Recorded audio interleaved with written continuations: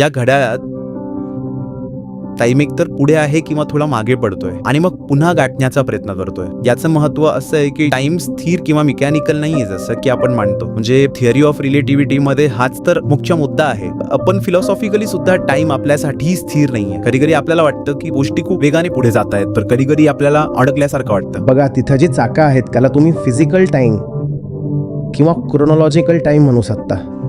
आणि तो किडा अहंकाराचं प्रतिनिधित्व करतोय. तो किडा अहंकाराला दर्शवतो. तर तो किडा क्रोनॉलॉजीनुसार घडणाऱ्या घटनांमध्ये विकृती घडवून आणतो. म्हणून आपल्याला इथं जी विकृती दिसते ती आहे सायकोलॉजिकल टाइम. जेव्हा अहंकार जगाला भेटतो तेव्हा तो जगाला कधीच योग्य प्रकारे समजत नाही. तो माझं विश्व असं समजतो आणि माझं विश्व ही कधीच खरी गोष्ट नसते. माझं विश्व हे नेहमी अहंकाराचंच एक प्रक्षेपण असतं. म्हणूनच तिथं फक्त चाकं असून चालणार नाही.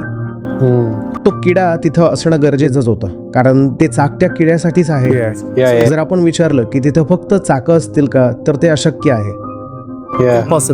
हीच तर स्टँडर्ड कॉस्मिक ड्युॲलिटी आहे.